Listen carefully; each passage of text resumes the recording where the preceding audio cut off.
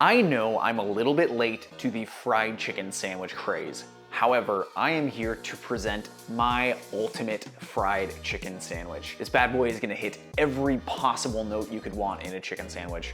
Buttery, salty, spicy, tangy, crispy, juicy. It's all gonna be there, and man, is this thing delicious. This right here is truly the best fried chicken sandwich you can make at home.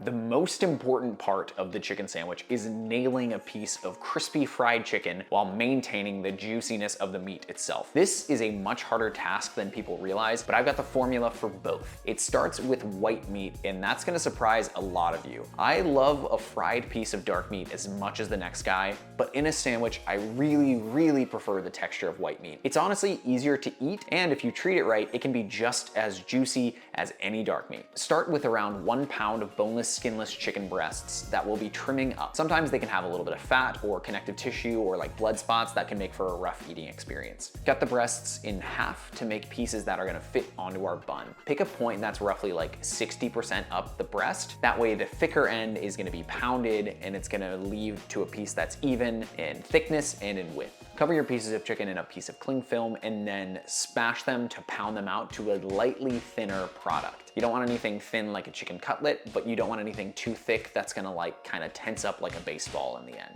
We're gonna end up with around 4 pieces, equally sized thickness and equally sized around to fit on our bun. Place your chicken on a sheet tray with a wire rack. Season the chicken with salt and MSG. Do a heavy layer of salt and a light layer of MSG. Along with that, season it with garlic powder, onion powder, smoked paprika, dried herbs. I like to use Italian herbs here, and cayenne pepper. Go light on the cayenne here. You don't want to overwhelm it with that like punch of heat, but I like to season the chicken heavily here rather than seasoning the breading. This is going to sit in the fridge for a few hours, and it's really gonna season and penetrate the meat in a way that the breading would not be able to. I cover this in my cutlet video, and it's the same concept here. Into the fridge with the chicken, and we can start on the rest of our dish. Our sauces are really gonna push the sandwich over the edge. I've got not 1, but 2 sauces that serve 2 different purposes. I'm somebody that consumed way too many Popeye's chicken sandwiches over the years, and I've fallen in love with the spicy mayo that they use. To me, it tastes like a combination of hot sauce and mayo, and it's Popeye's, so Louisiana is gonna be the hot sauce of choice. Mix 3 parts Kewpie mayo with 1 part Louisiana hot sauce. Along with the hot sauce, mix in a hefty sprinkle of garlic powder, smoked paprika, and pepper, maybe a little cayenne too for good measure. As simple as it may sound, this brings a ton of delicious moisture and a little bit of heat to the sandwich, while the Kewpie mayo bumps up the umami big time. This is our spicy component, and we're gonna call it our Big Daddy sauce. Our second sauce is gonna be a bright, lemony, herby aioli that helps brighten the entire sandwich. This whole sandwich can read a little bit salty if there isn't enough acid to lift it. Into a container, mix half a cup of mayo, the juice of half a lemon, and a bunch of cracked black pepper. I want a little tarragon in here for some nice licoricey, anisey flavor, but it can totally overpower the chicken if you're not careful. Stick with like a tiny little pile, maybe like a large pinch of the leaves themselves, and finally chop those along with a handful of flat leaf parsley. I'll add a sprinkle of garlic powder for good measure and mix that together until completely homogeneous. If like many others, you've been trying to get your hands on some seemingly ranch, look no further. What is happening with my stomach? I really did a lot of testing to get here, but I think I finally locked in an easy way to replicate breading and cook time that leads to the crispiest chicken without being nervous about it being raw and without it being overcooked. Our breading station is gonna be set up like this. One bowl is gonna have a combination of 3/4 of a cup of buttermilk and 1/4 of a cup of water. All buttermilk is gonna lead to too thick of a coating that isn't gonna be crispy in the short amount of time in the fryer. It's simply too thick to really release and get all of the water out in the time that we've got to cook in. The other bowl is gonna get a 1.5 cups of self-rising flour and season it with salt and pepper only. The self-rising flour actually came from a conversation with Megan K's grandma, Mama, who just so happens to make the best fried chicken I've ever had at home. When it's fried with just all-purpose flour, you get a like really tough crunch, almost like a hard, overcooked kettle chip, which can be good, but in my opinion, it's not really what you want with fried chicken. You don't wanna go, like that just doesn't lead to a good eating experience. Self-rising flour leads to a light and delicate crispy crunch that doesn't get too thick when we batter it. This gives us a coating that sticks without being inedibly crunchy. The wet batter is gonna be seasoned with 3 tablespoons of Louisiana hot sauce and maybe like a teaspoon of Creole seasoning if you've got it lying around. First, drop your chicken into the dry mix to create a really thin coating for the buttermilk to stick to. Move the chicken around to create a thin coating on each piece and top off any excess. We're gonna move it to the wet and ensure a complete coating with the wet batter. Take it from the wet batter and press it into the flour again. You're gonna wanna really press it here. This creates those fissures and craggles that allow the chicken to form a really nice crisp coating. Another secret is allowing the chicken to sit on the wire rack with the breading for like 15 to 30 minutes or so. This is kind of enough time for our oil to heat up, but this little bit of rest time allows the flour to hydrate and it keeps the coating attached to the chicken rather than something that's gonna fall off in the fryer or fall off when we bite it. So for home frying, a Dutch oven is a perfect vessel. It's large and holds heat quite well, so the temperature doesn't drop a ton when the food goes in, and the sides are tall enough for oil to not splash anywhere. Whenever I'm frying something, this is the setup I use every time. The raw ingredients go to the right of the stove with a set of tongs specifically for them. The Dutch oven is in the middle on the stove on the largest burner with the vegetable oil to come about 1/3 of the way. To the left of that, I like a wire rack for the food to rest on once it's cooked. I keep my salt next to that as it's gonna need a hit of salt when the chicken comes out of the fryer, and then a pair of clean tongs to grab the food once it's no longer raw. Bring your oil up to about 350 degrees over medium heat.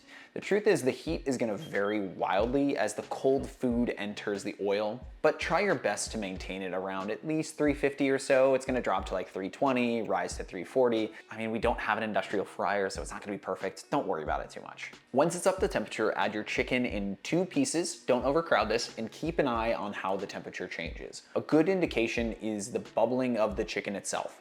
If it's really aggressively right away, maybe lower the heat. If it's not bubbling much at all, this is a bad sign and it probably needs a little gas. Just to conserve oil, I don't fill the pot enough to completely cover the pieces. Like I'm not deep frying as that's a lot of oil.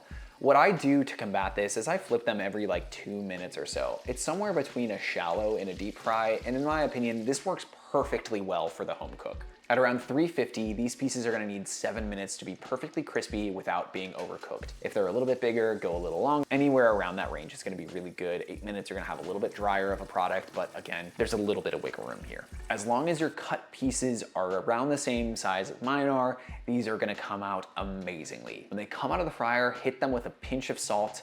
That way it sticks to the little bit of oil that's on there. And I think you are going to be blown away at how tasty these are, even with a pretty simple seasoning in the batter. I've pretty much stopped seasoning the breading entirely because what happens is it burns in the oil, especially if there's like garlic powder, onion powder. They look really good. Like you get a batter that's like dark and looks really seasoned, and then you taste it and those seasonings have just like completely been blasted by the heat. Season your chicken and your liquid mix and you're going to be perfectly happy with how well seasoned these are. I've spent years, genuinely years, trying to nail fried chicken at home because honestly, it's pretty hard. Getting a good crunch that isn't soggy, that's really thin and not too thick or crunchy, to get the meat that's perfectly juicy without being overcooked, and to make sure that the meat itself is cooked and not raw, that's a lot of things to balance. And it takes a while to get it right. And I feel proud to say that this is something that is easy for you to replicate and gets you a crazy delicious product at the end of the day. These are gonna rest and drain while we toast our buns in a little bit of butter. I really do think brioche is the way to go with this, but if you can't get it, the like soft, squishy hamburger buns with sesame seeds on top are a really good alternative. This isn't the time to use like a heavy Kaiser roll or something like that. This is also the time to slice your dill pickles and finally shred some iceberg lettuce. Don't you dare put bread and butter pickles anywhere near this sandwich. They're too sweet, they're not crunchy enough, and they're just not very good. Ready to build, and we'll do so by smearing a layer of our tangy lemony sauce on the bottom and then topping it with like 4 or 5 pickles. On top of the pickles, place a handful of your shredded lettuce. This is gonna be a net to catch any juices that come out of the chicken as you devour it. Place a beautifully fried piece of chicken on top and then coat the bun in our Big Daddy sauce. Lid that bad boy up and get ready to munch on what I would honestly say is my all-time favorite chicken sandwich. It's juicy, it eats crazy well because it's all white meat, and it's extremely balanced between the two sauces. One is doing a little spicy work and the other is brightening the whole sandwich. The chicken itself could totally be eaten on its own, and again, you would be blown away at how well seasoned and perfect it is. If you haven't taken the step into frying food at home, I highly recommend you do so, and I recommend this be the recipe that you start with. I think you're gonna be really, really happy that you made it. Thank you so much for watching. I really, really appreciate you being here. I've got some of the kindest people in my comment section and in my community, and so I just greatly appreciate it. It means a lot to me. If you're interested in supporting me directly, go ahead and subscribe or check me out on Patreon, patreon.com/CameronMarty. There's a group of people supporting me directly there, and it just means the world to me. Their names are showing up on screen now, and I just want to give them a massive shout out. You get some cool benefits if you sign up for the Patreon, so check it out if you're interested. Thanks again for watching, and I'll see you in the next one. Cheers.